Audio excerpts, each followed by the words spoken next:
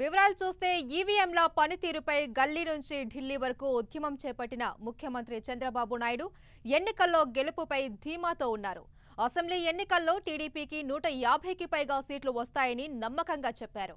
ఓటమి భయంతోనే ఈవీఎంలపై నెపం మోపుతున్నానని విపక్షాలు చేస్తున్న విమర్శలను తిప్పికొట్టిన చంద్రబాబు 50% వీవీప్యాట్ స్లిప్పులు లెక్కించాలని డిమాండ్ చేశారు. ఇందుకోసం దేశవ్యాప్త ఉద్యమానికి కార్యాచరణ రూపొందిస్తున్నట్టు ప్రకటించారు.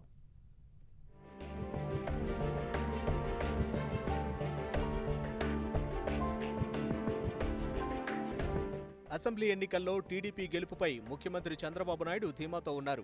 టీడీపీకి 150కి పైగా సీట్లు వస్తాయని చెప్పారు. గెలుపుపై ఎవరికీ ఎలాంటి సందేహం అవసరం లేదని స్పష్టం చేశారు. అందుకే ఎవడు మాట్లాడినా దెర్ ఇస్ అండర్ కరెంట్ 150 కాదు, it may go any level. You are going to see the result. That is where we are today. మీరు ఏమనుకుంటారంటే కొంతమంది ఇది డెప్త్కి పోకుండా ఎందుకు మీరు మాట్లాడుతారు, మీరు ఓడిపోతారా, అవతల ఓడిపోతారు, దానికి పెద్ద ప్రామినెన్స్. ఎట్లా ఓడిపోతారా, ఎందుకు ఓడిపోతారా చూడలేదా మీరు రియాక్షన్?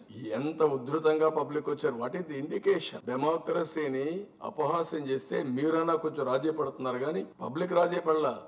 ఒక కాల్ ఇచ్చాను 4:35కి, ఎండల్లో బులోమని వచ్చి పడుకున్నారు. 4:30 వరకు ఉన్నారు. వాళ్ళకి చేతులతో వాళ్ళకి పాదాభివందనం చేస్తాను.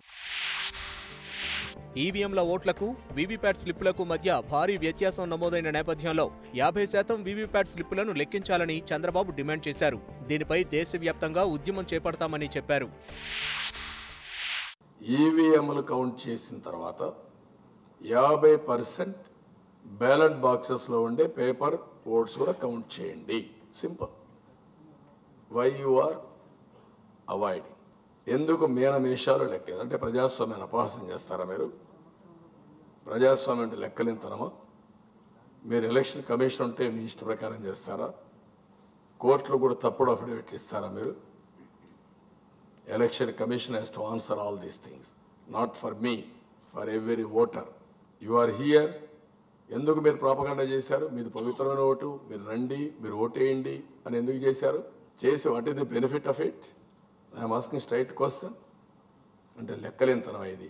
ఓటు అంటే లెక్కలేదా మీకు? ఓటర్ అంటే లెక్కలేదా? ప్రజలంటే లెక్కలేదా?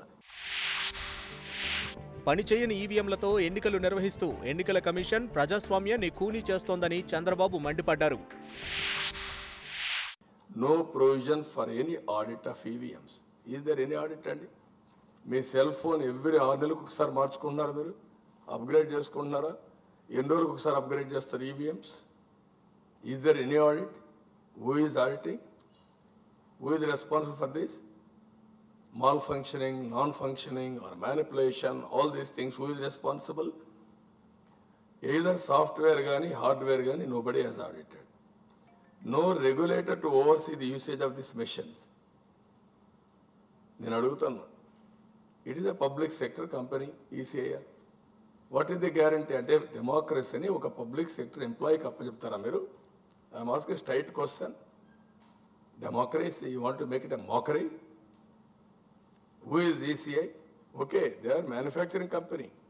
అట్లని చెప్పి వాళ్ళ దయాదర్శల పైన మేము అందరం లేవు ఇక్కడ. ఈ ససెప్టబుల్ ఫర్ మ్యానిపులేషన్.